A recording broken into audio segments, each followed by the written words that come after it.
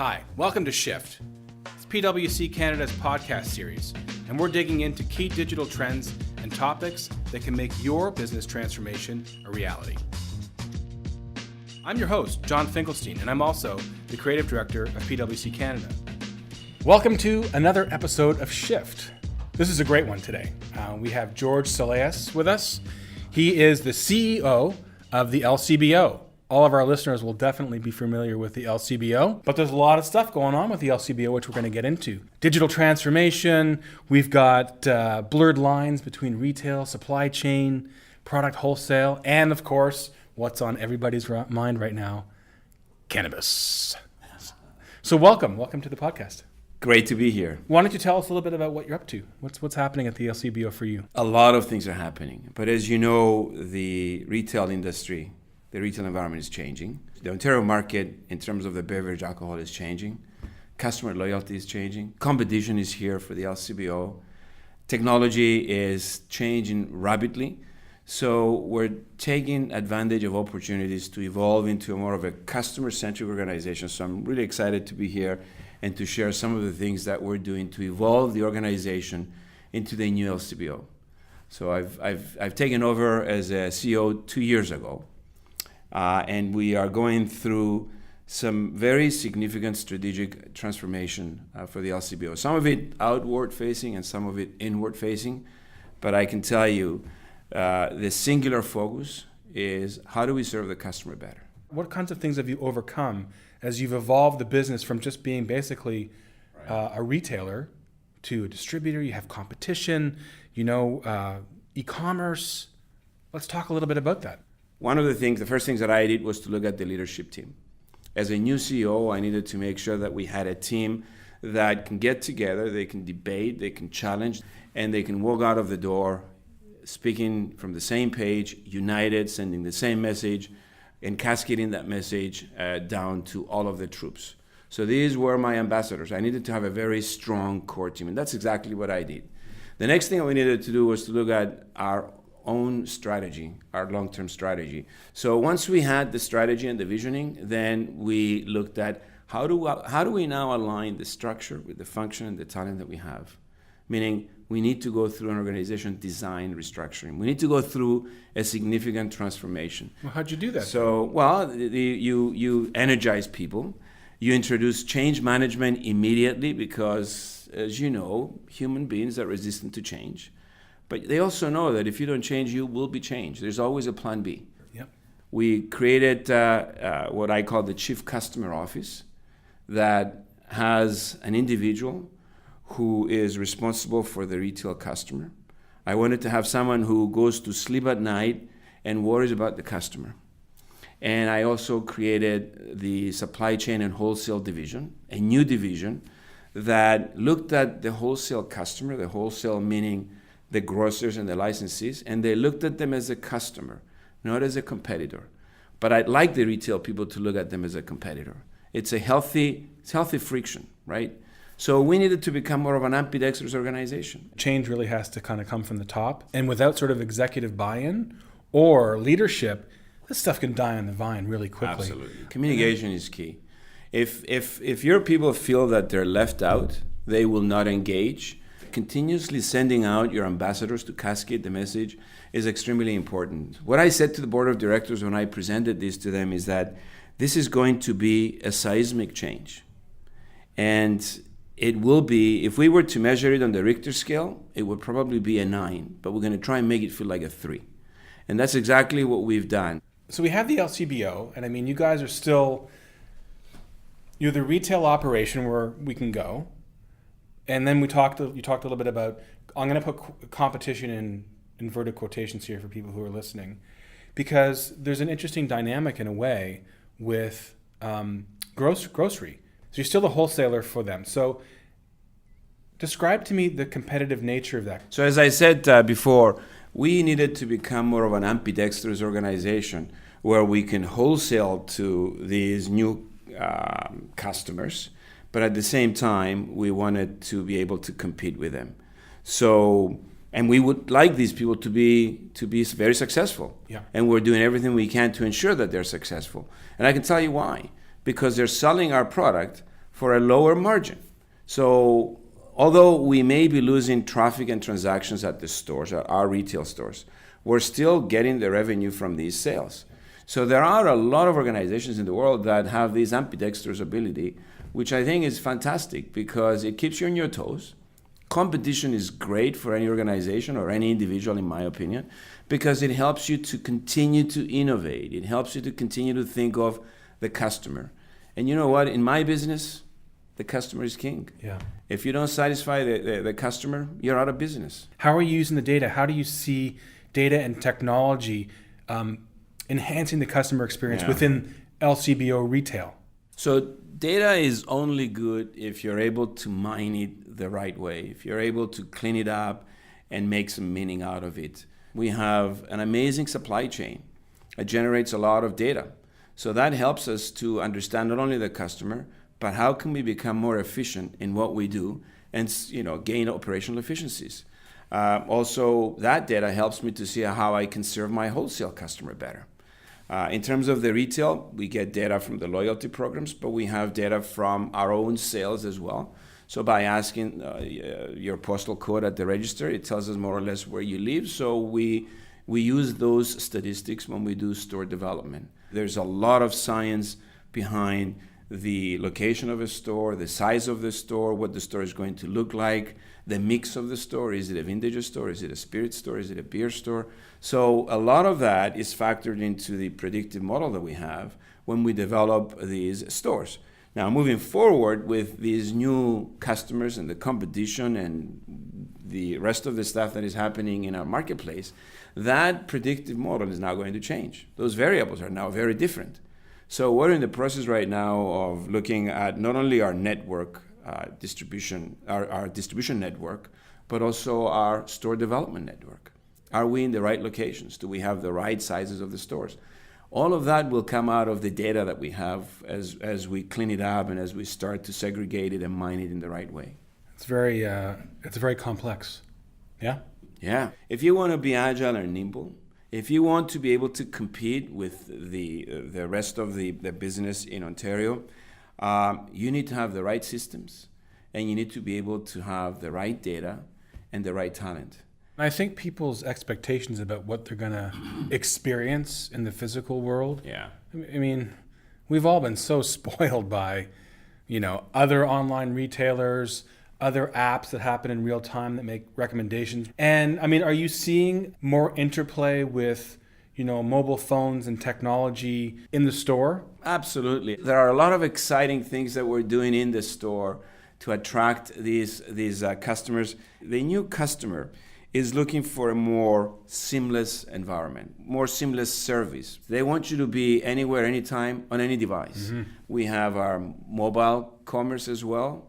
We're trying to create theater in the stores. We were the first ones, the first government crown organization to team up with an organization out in Waterloo called Communitech. We hired 4 co-op students and an IT manager who's got a PhD in industrial engineering.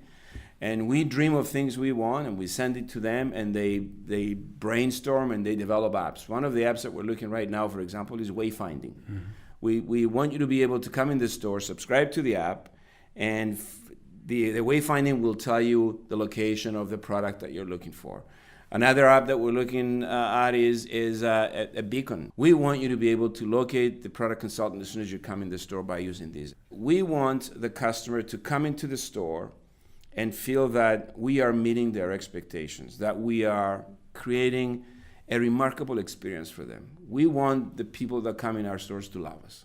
One of the things that we're doing right now in retail is we're taking over all of the tastings in the stores.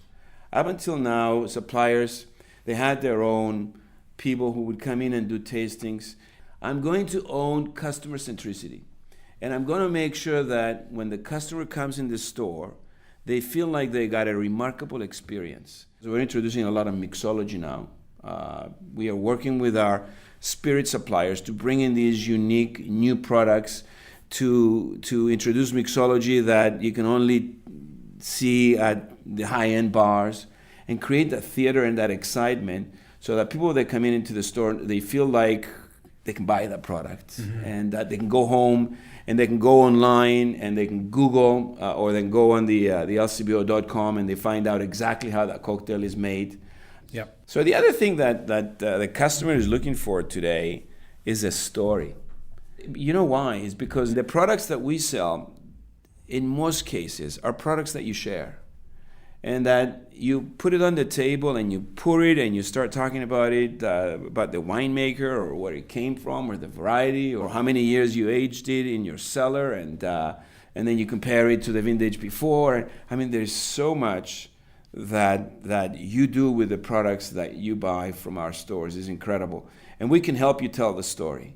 And one of the things that we're considering, especially online, is we want you to be able to look at the product, click on it, and you get a virtual tour of the winery that the product was made in, or the distillery. We can take you to one of the Ontario wineries, and then we can also help the Ontario agritourism. Mm-hmm. We love working with our local producers, the Ontario wineries, the craft brewers, the craft distilleries, and they're doing so many unique and exciting things today that a lot of the millennials, they love taking those home and experimenting with. Yeah, and you want them to come into the store because they're going to get something different than they would. Let's talk about e-commerce for a second. That's right. So there must have been some pretty tremendous challenges, I would think, in terms of being able to sell alcohol online. You know, social responsibility for us is one of our pillars. Mm-hmm.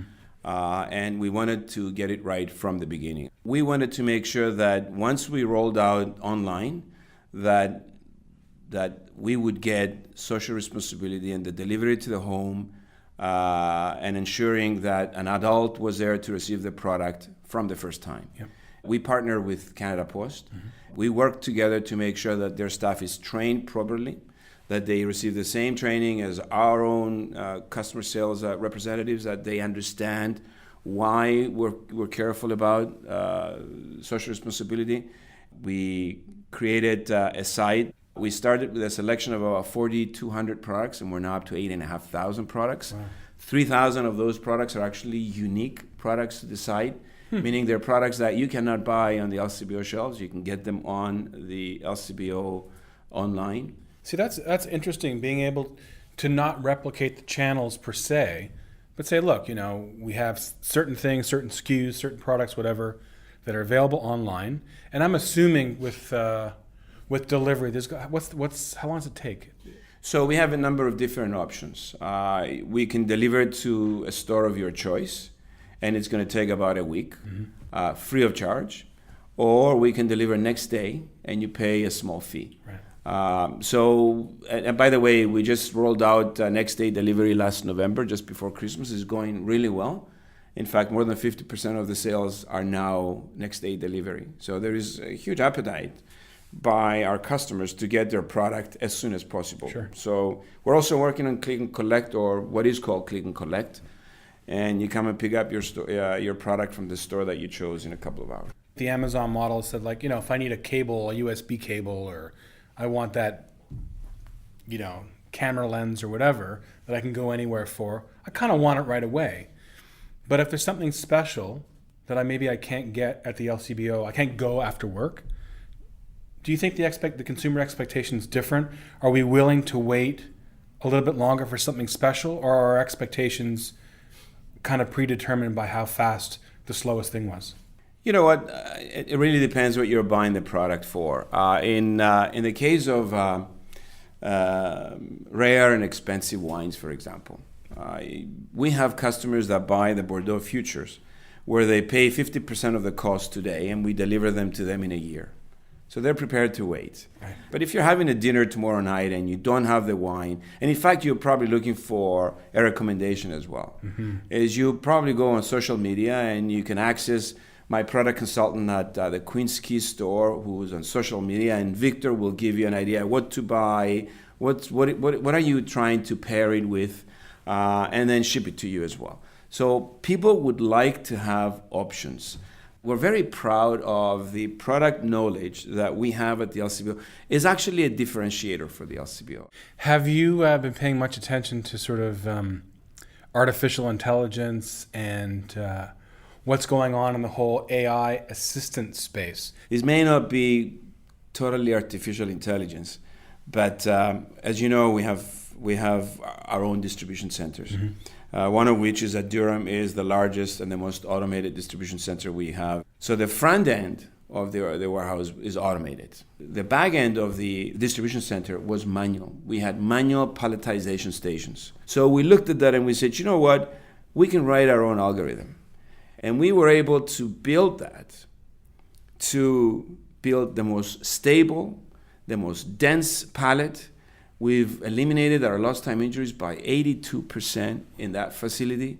We gain a lot of efficiencies with the cube utilization in the truck, because now that pallet went from, say, 65 or 70 cases to 105. There's so many gains, and we were able to eliminate 75,000 hours, and we did not lay off one single person because we're now doing more with what we had. We just received the first patent ever in the history of the LCBO. And that algorithm learns on its own. So it's not totally artificial intelligence, but that's where the world is going. Yeah. But how do you operationalize innovation, and how do you make this part of your DNA? Yeah, that's a good question. And that's one of the things that we were not really good at. There's a lot of innovation happening across the organization at every level. But how do you choose the best practices? Or how do you communicate the best practices? So we've created the VP of Strategy and Innovation so that this person and that office will be able to go around the organization and make sure that A is communicated, that B, we know who's innovating what, and we can also control it so that we're not wasting time and money doing things that maybe we shouldn't be doing. The culture that I'm trying to create is one where people are customer-centric, they're collaborative, they're accountable, but they also are not afraid of making mistakes. If you don't create a culture where people are not afraid to make mistakes, they will not make mistakes, but they're not going to give you innovation. They're not going to be as passionate and as motivated to engage in this type of exercise. Cool. Switching gears now from alcohol to cannabis. This is a super interesting topic. You guys are right at the forefront of this. Obviously with OCS setting up that as an organization. It's very exciting times. And very exciting times for someone like myself and my team. I mean, how many people get the opportunity to start up a business like cannabis? A product that we don't know a lot about it. It wasn't legally selling in the retail market. I said legally. Not in Canada. No, not in Canada. So it's one of the biggest challenges is how do you project your sales, the customer demand. It's very, very challenging. But anyway, the Ontario government has taken a decision to adopt a similar model to the LCBO. They've taken a very cautious and a very sensible approach here, which I like. And I'm also very proud that they looked at the LCBO as the model, because the LCBO not only has what is required in terms of the social responsibility to sell this product, but it also has the know-how on how to develop this system, store development and real estate, for example, our information technology systems, our supply chain, our resource protection, our communications. All of that has been used to set up this new organization, to stand it up. Did you guys look beyond Canada to see how other countries have been doing it, or net new? Of course. I mean, we've visited dispensaries in Colorado, in California, in Oregon, in Washington. We've talked to a lot of people. We attended a lot of conferences, cannabis conferences, and we've learned a lot from them. We've also spoken to the various jurisdictions across Canada, the various provinces, what they're planning to do and what we plan to do. There's a lot of sharing of information, but a lot of it is new information. So a lot of it, we had to use the expertise of the LCBO to bring it to where it is today. Do you think that the sale of cannabis is going to cannibalize alcohol sales? That's a very good question. If you look at some of the jurisdictions that have embarked on the sale of cannabis, such as Colorado and Washington and California, etc., they'll tell you that there are some anecdotal evidence that there was some cannibalization of alcohol. But in the case of Ontario, because we have a control system in alcohol and a control system in cannabis, we will be able to measure the effect more accurately than anyone else in the world. So I can't tell you right now what the answer is, but 2 to 3 years down the road, once this product is selling through the Ontario Cannabis store, I think we'll be able to tell you. You might be one of the busiest guys I think I know. I love that. You hopefully have time to sleep because you're busy. You have these organizational transformations. You're getting into e-commerce. We've got Ontario Cannabis Store. And John, we just started. And we've run out of time. So, George, thank you so much for spending the time. My pleasure. Thank you for having me. Such an interesting company.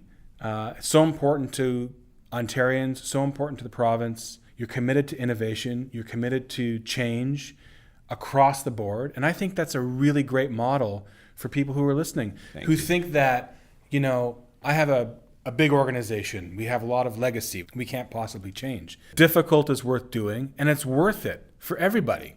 Thank you for saying that. And, we are building the LCBO of the future, and it's very exciting. So thank you for having me.